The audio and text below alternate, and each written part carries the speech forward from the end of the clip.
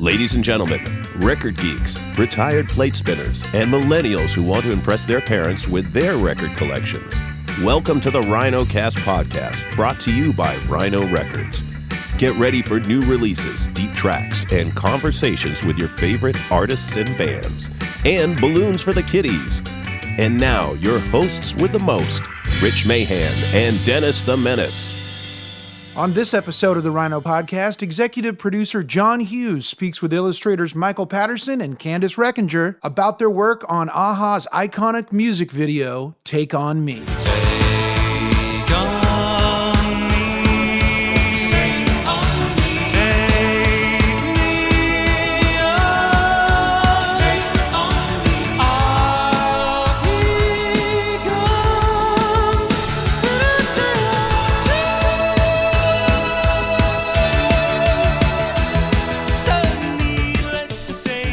Hey, Rich. Hey, Dennis. I have a question for you, as I always do. Yes. What is it like to be a Rhino Insider? Well, let me tell you about Rhino Insider. Rhino Insider is Rhino's brand new loyalty program for music fans here in the U.S. If you're 18 and over, it's free to join, and you earn points by partaking in activities and connecting with Rhino at rhino.com and on their social media. And then you use the points that you earn to redeem for rewards. So here's how you earn points for Rhino Insider. You engage with Rhino on social media. You tell Rhino what kind of music you love. Read articles on rhino.com. Listen to Rhino podcasts. Hello, you're here already. Watch videos and make purchases on rhino.com. And you can then use those points to redeem for vinyl, box sets, cool Rhino apparel, U-turn turntables, exclusive content, discounts on music, and more. It's crazy. It is crazy. And, we're pretty sure that most of you are already doing these things, right? So why not sign up and get credit for the time you're already spending on rhino.com and listening to podcasts and earn those points? So here's how you become a Rhino Insider. You can join by going to the Rhino Insider page and clicking on Become a Rhino Insider. You'll get an email asking you to confirm your email address. And once that's done, you're off to the races. You're good to go. So sign up today at rhinoinsider.com. Well, Dennis, why don't you tell everybody what we've got for them today on the Rhino Podcast? We have something, in the words of Monty Python, completely different. We have executive producer John Hughes, and this is a two-parter about the making of the legendary video for Take On Me, the a-ha song. This is a video that absolutely took the world by storm, won several Video Music Awards that year, was nominated for more than that, and is still making top 10 and top 5 video of all time lists today. I don't want to give away too much, but the fact of the matter is that over the next 2 episodes, you're going to get 2 very different perspectives on why the video for a-ha Take On Me was and continues to be so legendary. You're going to hear from the label folks, and you're going to hear from the artists who actually did the animation. And the story is really cool. And that's what we have for you today. We've got Michael Patterson and Candace Reckinger. They're the illustrators that created all the art for this video. Pretty cool. Well, right on. Let's get to the conversation between executive producer John Hughes and Michael Patterson and Candace Reckinger about the making of a-ha's Take On Me video.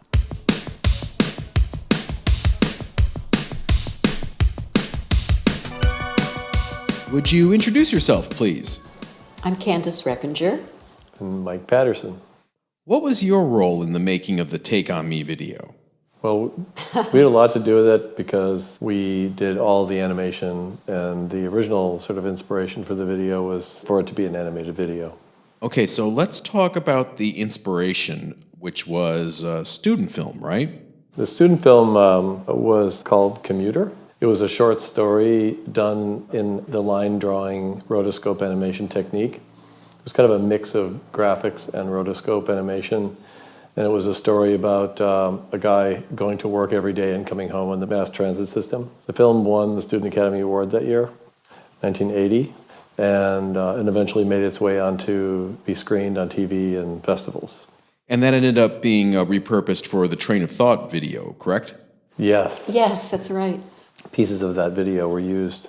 Well, it's a longer story, go to kind of how it got to Jeff and John Bugh. But at the time, I think the animation style was really unique because nobody had really done anything quite in that style before. At the time, animation wasn't the exciting art form it is again today. I think most people thought about animation as old cartoons or cartoon shows on TV that weren't very exciting visually. Mike was an experimental animator. His video actually was kind of startling even in the Student Academy Award competition. Sal Bass, the really famous titles director, designer and director, he fought for Mike's film to get an award. Yeah, because at the time they weren't really considering it really like real animation. Yeah, it wasn't in animation, the category. And at the time, my teacher at Cal Arts had been one of the primary creative people on Fantasia. So he was a big music and animation person. And he always said that animation belongs in the Museum of Modern Art. And Take On Me is in the Museum of Modern Art now, which is really kind of cool. So is Commuter. But at the time, when I tried to get work, I couldn't get work anywhere with that animation. And it really wasn't until connecting up with John Bugh and Jeff Aroff that we were invited in to do something that had some commercial punch like that. And how did that come about? Oh, that That's was a funny story, actually. It almost didn't come about. Yeah. Nobody knows the story, so this is interesting. Originally, Commuter was being distributed by a small art animation distribution company called Picture Start. And the guy who ran that in Champaign, Illinois, where I went to undergrad, had a lot of really great animators, really talented people on the roster. Anyway, that film, he got onto a local art station in Los Angeles called Bravo, and John Bugh saw it on TV and called him, and called the guy and said, "Can you send me a copy?" And he goes, "I'm a Hollywood producer." And he didn't really believe him, but he gave him his number, so he said, "If you want to do this, I'm going to have to call Mike." Well, he had trouble reaching us, too, because we actually just gotten married and we were on a long camping honeymoon trip. So I think you picked up your messages at one point. I picked up the messages, I called him, and he goes, "I don't know." He goes, "You can call him if you want." But, he sounds serious. So put the piece of paper in my wallet for 4 or 5 months. And then we were running out of money. In Los Angeles. In Los Angeles, in our first apartment. Said, "Well, maybe we ought to call this guy." We called, and it was John Bugh, and he goes, "Are you guys interested in doing a music video?" And then he goes, "I want to introduce you to a friend of mine at Warner Brothers." And that was our first meeting with Jeff Aroff. Jeff goes, "Okay, so you guys are a team, okay." And we said, "Yeah, we're teaming up to work on creative projects together." And he said, "Can you call me first if you get any other work? I'll write you a check to not take anything unless you call me first." So we did that, and then he asked to see if I could draw some images of the band, of Morton from a-ha. And I drew the images, and basically that's what launched the project. Can you show me the first drawing you did of Martin? Yeah, this is the first image that I drew for Jeff to take a look at the style. And I think what happened was he initially had referenced a fashion illustrator, and he goes, "That's not what I want what you can draw." I don't remember what it was a different person, but he said, "Just draw what you, in your style," which then, went on to be, the same style, and this was like the comic book that was used in the video. So the style was then developed into animation. Yeah, so it was his style from his film Commuter, and it's now a recognizable style. I mean, everybody just points and says, "Oh, the a-ha style." Yeah. Yeah, it's kind of crazy. Now, what was interesting is when we shot the video, Jeff sent us to London, and originally they thought that we were just going to animate everything in London. And in a couple of weeks, originally people were a little shocked that we weren't going to be able to do that. And then Jeff understood that, no, animation takes some time, and so we were able to kind of stretch this thing out. I think it ended up taking 16 weeks to do all, it was a couple thousand. So did you feel pressure for this? Oh yeah, I mean that's all we did is he would draw and I did all the maths, and I designed the comic book section that starts the video. We redesigned that, and it was just day and night.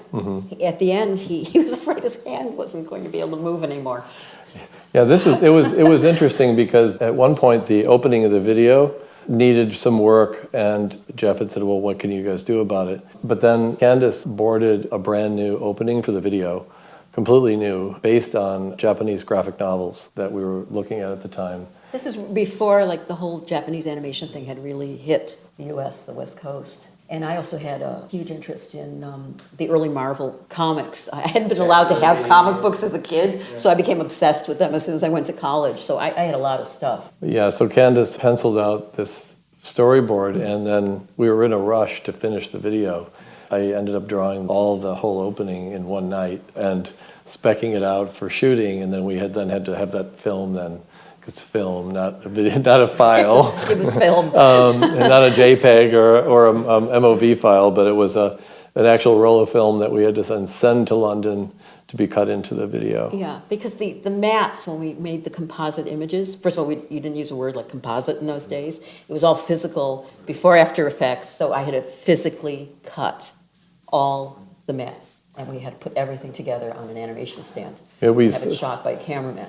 Yeah, and the process is something that no one ever sees anymore. It's like there are sort of like video compositing where people would do crude things in the online sessions. But this was something that was an old technique called aerial image, where we would project the background off of a mirror back up into the animation camera, which looks down onto the artwork, right? So there's a big condenser lens here so that the live action would shoot back up into the camera, and then the animation drawing is here with a hole cut in it.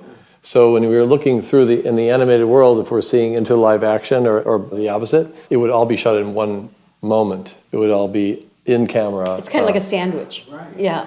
Of a physical cell and the film image. So we had to be careful of things like dust and, and all this. But it turned out really well, and what was great about it is that it ended up being very integrated, and you believe it in the end because it was a fantasy, you know. Was this the first music video you did? Yeah. And how did it change things for you? It didn't happen right away. It was slow to build because Jeff had a plan of how to release it. Well, I remember what happened was that he did not give it to MTV right away, because I remember MTV was trying to get into the animation studio to see, what is this thing you're making? And he'd say, well, no, you're going to get it when it's ready. So when it was done, he didn't give it to MTV. He gave it to smaller distributors, because there were all these small stations that were playing music videos. So by the time MTV got it, they were like this hungry beast. And it just like, literally, I think that thing was in heavy rotation for like over a whole year. Yeah. Like they were just like chugging this video. Like wherever you went, you heard the song on the radio, and whenever the TV was on, you would see the video. I mean, it's never been like that for us, for any other video. What kind of interaction, if any, did you have with the actual band for the life drawings? We had a lot of contact with them during the shoot, the actual shoot. Mm-hmm. We didn't do any life drawing. We worked on the live action shoot to make sure everything was set up best for the animation, because not everything would work. Mm-hmm. We knew what would work. And we gave drawings to the production designer with Steve and the production designer. And I think the production designer was a production designer on 1984, like a really great movie, and there's some really great crew on that. But anyway, they painted the cyc walls with the drawings so that the animated world, so when we did the animation, we had a reference for things in 3 dimensions. Technique is rotoscope, so it's based on the live action footage. Yeah, so we were there when they were transferring the drawings, and we were there through the whole shoot. So we were very involved in the shoot. In some ways, it's probably more similar to when people use motion capture now, and you have to work with the actors. So a lot of the work is directing the actors and designing it and seeing what you're getting. And then you go off into kind of a laboratory situation where you just make the animation. Mm-hmm. We did a few drawings up front to kind of like establish like what the style we were going to be using, which is pretty much exactly what was used in Commuter. But then from then on, basically we're working off the edit. And Steve was a very experienced live action director, and he had very good people on his team. Mm-hmm. So it was a really good introduction for us, because it was our first music video we were on, really. Did you do any work on the video for The Sun Always Shines on TV as well? Some animation on that, yeah. Yeah, there was like some animated section of that. It wasn't a huge amount, but it was some. Some animation in similar style. We got along really well with the band, so there was a lot of rapport. It was really, really friendly, and I think that also went a long way towards making the shoot good. They were incredibly enthusiastic, and into doing it. So I think they really put themselves into it a lot. There was a funny thing. I remember being on set with them, and Mags was on his skateboard, skating around, and it was just really casual. And then we actually had to drive them somewhere. So we were driving in our new little. It was like one of the first new SUVs, and we had Aha in the back seat. And then we just thought, wouldn't it be great if everybody became successful from this? And it was kind of funny. I remember we all laughed about that. Yeah. Thinking about that now, Take On Me is about to have 1 billion views on YouTube. Does that make you proud, surprised? Oh, we're really proud of it. It's kind of like you raise this kid and they go off and do something you never expected them to do and have this huge effect on things. So it's great to have made a cultural icon, really. It's amazing. And, we teach at USC, all our students know the video. I don't think we expected it to have a rebirth through YouTube and the web, but it did, and it's just, it's incredible. It's really incredible.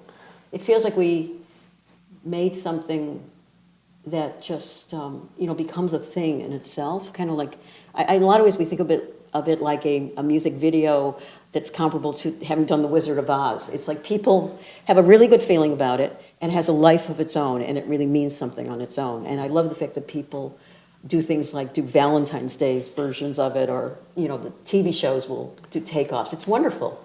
We did this one presentation at the university where they said, "Okay, can you show your work?" And we cut together a montage of 25 parodies. It was insane. It's and you could just go 5 more years and find another 50 parodies. And then the show opens like Family Guy, in the grocery store, and he goes into the milk cartons. It was hysterical. People go, "Don't you get sick of just having that be?" People always ask you about that, and it's absolutely not, because it does give people a really good feeling. It leaves people with a positive takeaway. The video. First of all, nobody knew it was going to be anything. Yeah. At all. Yeah, it feels good to have made something that people seem to love, and the song has it has the hook that everybody always talks about, but the hook is really good. The hook is the song plays in your head, and you don't mind it at all if you start humming it and repeating it, and I think it's good to do something that adds to the positive in the world. Mm-hmm. I mean, people sent me all these Valentines that they made out of the video this last Valentine's Day, and I think that's great. Yeah. Yeah, I mean, one thing we picked up about the band is that they did this thing because they loved making music, and you can feel that actually from that album, that this was kind of really from the heart, kind of like when Jeff put everybody together. It definitely had that feeling about it. There was such an amazing energy around Jeff Aroff at Warner Brothers. Yeah. He was really kind of one of the great art curators of the medium, and probably is responsible for what people think of today as the high point of the classic era of the medium. Jeff asked us, can we reference this movie Altered States for the end, where he's transforming from one state into another, and he passionately breaks through, into the real world. And that was kind of a thing where we had to figure out the right technique for doing it, so it wasn't as cut out, it was more transformational. Yeah. You should say the thing about fairy tale. I was just going to say that. Yeah, this is really a good one. I've thought about this, why is this video, why does it have such a big shelf life, or it just keeps going on, and so many people identify with it, and I think it's a fairy tale, basically. It's really good storytelling. It's a fairy tale of, this girl in a humdrum existence, right, escapes into this fantasy world, and they have an adventure, right, and their life is threatened, and he saves her, and then he breaks through. He comes back. She goes back to her life, right, and he breaks through, and he comes, and they're united, and it's just like a classic Sleeping Beauty or Cinderella kind of story, and I think it works. It just works. I mean, I think he was visionary. I think he really saw this kind of synthesis that was going to happen between visuals and music. It's super powerful. Music is so powerful for people, and then visuals with music is even a more powerful combo. And I think it really helped to change mass media, change the culture. Metaphor we use of the jet stream, this amazing jet stream of popular culture, And if you manage to like touch it or get into it, it's like amazing, right? And then suddenly you're out of it. But there's one thing that's true is that Take On Me got into the jet stream and it's never left. Yeah, It's great. just part of that amazing thing that makes up art and popular culture. And I don't think it's ever going anywhere. It's never going to leave. I think it's just in there right now. And I think it kind of gave us a lot of opportunities. Candace ended up directing Suzanne Vega's Luca video that won MTV Award, and then Be Still My Beating Heart for Sting. And then Jeff called us back in and we got to do a musical, which we'd always loved to do, which was Opposites Attract, and work and create The Cat. And With Paula Abdul. well, yeah, and Jeff came up with that idea. It was a great challenge. So in other words, that one also is kind of one of those videos, but I don't think anything has really reached the level of Aha. It was so new. It's just... No, it was such a new kind of video. And what do you teach at USC? The area we're in is actually called visual music. Okay, so you could put music videos into that. You could put the American musical from the 50s, 40s and 50s into that. And it includes all this, just the whole marriage of images and music. And we're doing large-scale projection mapping, visual music projects. We do multi-screen and architectural projection mapping. And then I also run the virtual reality lab. It's really immersive media lab at USC. I've done that for about 3 years. So Yeah, I mean, we've had opportunities to work with musicians and do visuals live with classical music. We did one project that was pretty amazing experience where Frank Gehry built a concert hall in Miami Beach that's kind of a mini Disney hall called New World Center. We were invited to do a 5-screen animation for Pictures at an Exhibition. And it was a 35-minute, fully animated, 15-part, 5-screen. kind of a Fantasia, really, but in live performance. And inside the hall, the screens that you think of as the typical Gehry element, they're actually the projection screens in the hall. So there's 5 screens, enormous. It's almost a surround situation, and we created animation with the team for that with live orchestral performance. Yeah. So. And that was really exciting. That was a theater event, and it was really a great feeling to produce a theater, a hybrid media theater event with live music and an audience that's responding to the music. It was really extraordinary. It was just like a colossal live music video to a real classic piece of music. That's a fun piece of music too. It's also tuney and has great melodies, and it has all these visual ideas, and it was really, really fun to visualize that. Yeah. I think because of the Aha video, it's been a calling card for us, because something that actually gives you a lift in terms of almost any interview situation or any situation on a job or anything. It just has a vibe attached to it. So it's kind of followed us along like on our careers, but we've made it our business to try to be in the future and kind of explore new things. So that's and Candace never thought she'd be in virtual reality. But it's an exciting field because in some ways it reminds me a lot of when we were doing music videos and how new everything felt and exciting, and like we were coming up with a new hybrid kind of artistic communication, and the new media thing that's going on now has got that kind of energy, and I think it's an even bigger change. So one thing that never changes with students is that they always want to make cool stuff. Yeah. They want to make their mark, they want to express themselves.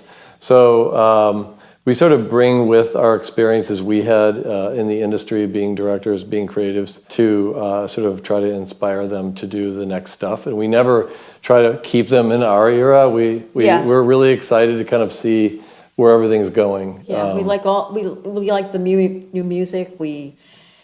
Students can't believe that there was only one station initially where you could actually see music videos. That it was only MTV, and they don't believe us when we say you'd walk into an entertainment executive's office and the TV set behind the desk would be tuned to MTV so they could see all this cool stuff being shown. Right. Because they have so much stuff they can look at. Yeah. So I mean, that would basically be the scene walking into Jeff Aroff's office, is that there would be like 1 or 2 TVs somewhere going on We would be like talking about what was being made. It was really a vital, exciting time where there were so many new ideas. And I think now there's also a lot of new ideas and there are a lot of things to discover. So we're trying to do that at USC. Students are very excited nowadays about new media. And I think most people are very excited and interested in music and combining it with visuals and storytelling. So that's basically where we're at. Experiential storytelling. Our next group of undergrads was born in 2001. So if you think that's 16 years after the video was released, I would say that the last 4 years of undergrad students, the majority of the students know the video, and some of them say that's my favorite video. Yes. I mean, I don't know how many videos can say that. I mean, and we have no control over what people watch. It's just that it's in the fabric. It's in the fabric, and we even see applications where people talk about, I want to come and study with you because you did the AHA video. Yeah.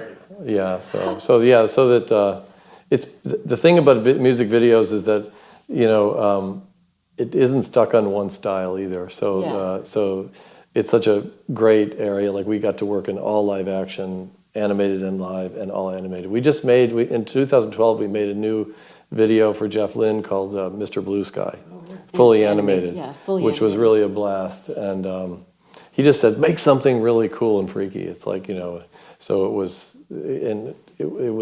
great, Great. I want to thank you both for your time. This was fantastic.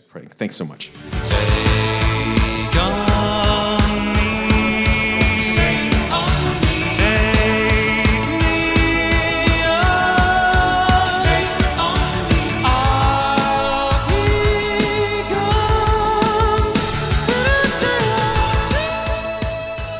Dennis, did you learn anything about this video that you didn't know before listening to this conversation?